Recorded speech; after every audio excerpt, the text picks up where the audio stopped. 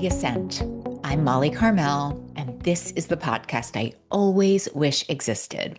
A bite-sized, on-the-ground spiritual note that can shift your thinking and your outlook on life to help make us all a little bit more awake, alive, and ascending. So I want to talk about an email I keep on writing to my podcast producer and how her response just teaches me so much about life and how to treat people. So here's a fun fact about this podcast. I run 3 businesses right now. I have my Stop Starting Over system, I have my private clients, and then I have my beloved Daily Ascent. And I've only been at this for 4 months. And so finding my rhythm in the moving parts of my life, it has been so challenging, not to mention like having fun and taking care of myself. And so with this podcast, I get my episodes in at the wire so much more often than I'd like.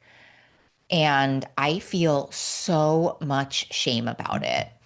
I love my production team. I always feel like I'm letting them down. I always feel like I'm putting pressure on them that they so don't deserve. And so I've gotten in this habit of writing these deeply apologetic emails to my producer, Chantal. Like, I'm so sorry. You'll have all the episodes by the end of the day. It won't happen again. I'm so sorry. Like our last episode, like real fawning energy, right? Like real appeasement. And interestingly, I'm not really threatened by Chantal. I quite like her. I think she's incredible. I just genuinely feel awful. And I wish I could add 3 hours to every single day. And here's the thing, you don't have to worry about me. I know I'm going to find my rhythm. I'm actually so close to finding my rhythm. I can feel it in my bones.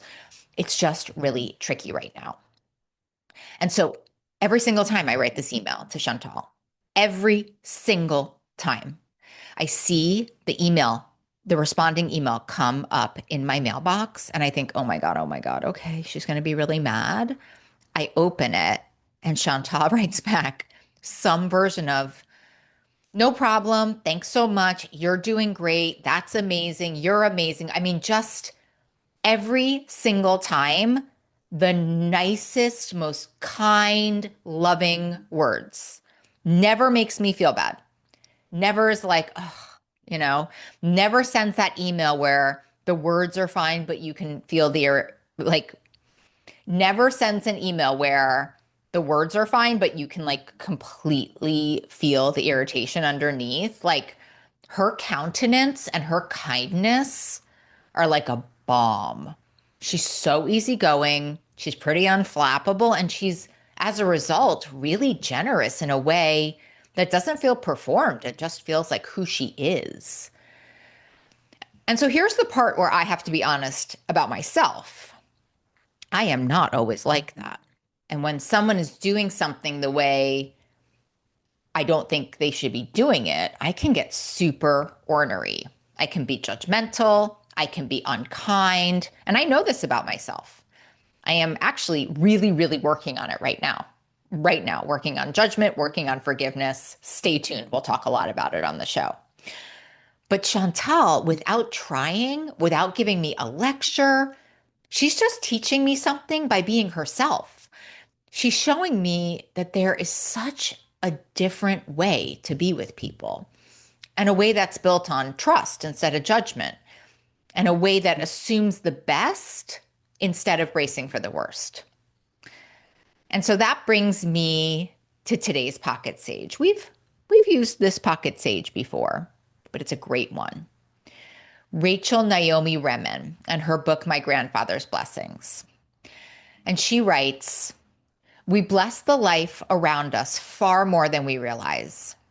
Many simple, ordinary things that we do can affect those around us in profound ways. The unexpected phone call, the brief touch, the willingness to listen generously, the warm smile, or the wink of recognition. We can even bless total strangers and be blessed by them. Big messages come in small packages. All it may take to restore someone's trust in life, maybe returning a lost earring or a dropped glove. Let me read that again for those of you in the back. We bless the life around us far more than we realize. Many simple, ordinary things that we do can affect those around us in profound ways. The unexpected phone call, the brief touch, the willingness to listen generously, the warm smile or wink of recognition. We can even bless total strangers and be blessed by them. Big messages come in small packages. I love the part of this reading that says, far more than we realize, because I don't think Chantal has any idea what her emails are doing to me. She's not remotely trying to be my teacher. She's just responding the way that she responds. And that's exactly what this reading is saying, that small, ordinary ways that we show up for people carry much more weight than we'll ever know. Such a good reminder. And so our word of the day today is gentleness. And remember this, do not confuse gentleness with weakness. We got to say that one up front, because somewhere along the way, a lot of us learn that gentle people are pushovers, that if you're kind when someone messes up, you're enabling them, that the way to get results is pressure and hustle, not like simple, beautiful, trusting grace. But this story and Chantal is proof that that's not true. Her gentleness isn't passive at all, at all. It's not that she doesn't care about deadlines or quality. I mean, she absolutely does. She's an amazing producer. It's just that she's chosen a way of being with people that doesn't require them to feel terrible in order to do better. And honestly, her gentleness makes me want to work harder. It makes me want to show up for her more. It makes me want to do better. It doesn't make me want to do less, I promise. It actually makes me work so hard on this plan to get these episodes in ahead of time. And again, not because I'm afraid of her reaction, but because I respect the way that she treats me and I want to honor that. And that's what gentleness does. It doesn't lower the bar. It actually raises the relationship. And listen, some people teach you by challenging you. They push, they confront, they hold a mirror up, and they make you look at yourself. And that kind of teaching has a place. I've learned enormous things from people who are willing to be hard on me when I needed it. But some people teach you by being so consistently kind that it rewires something inside of you. They don't give you a lesson, they give you an experience, and that experience does the work. Again, Chantal isn't trying to teach me anything. She's just being herself. But that steadiness, that no problem, you're doing great, it's doing something to me.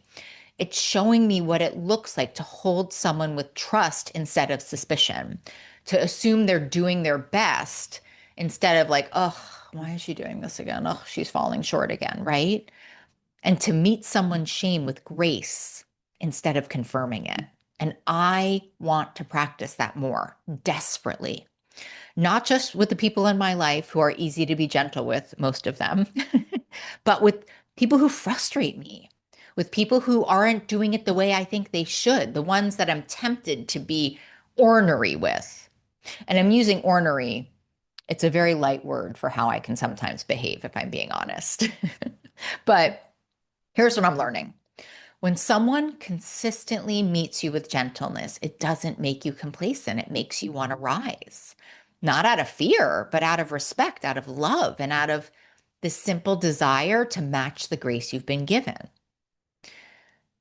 So this reading says that we bless the life around us far more than we realize. And I don't think Chantal even considers that she's changing me, right? She's just being kind in a consistent, ordinary way. And that ordinary kindness isn't just nice, it's corrective, and it's slowly rewriting a story that I tell myself about who I am when I'm not perfect. And the people in your life who do that, the ones who respond with gentleness when you expect frustration, try to pay attention to them. They're not letting you off the hook. They're teaching you something you didn't know you needed to learn. And that might be the most important lesson you get all year. So, a reflective question of the day. Who in your life keeps showing you grace when you expect judgment? And what are they teaching you? Well, I am right here with you, Ascenders, learning that gentleness isn't something to outgrow. It might be the thing that I need to grow into, honestly. And so, if this episode spoke to you, why don't you send it to that person who's been the gentle presence in your life, or someone who might need to hear that gentleness is a kind of strength? We rise together. Until next time.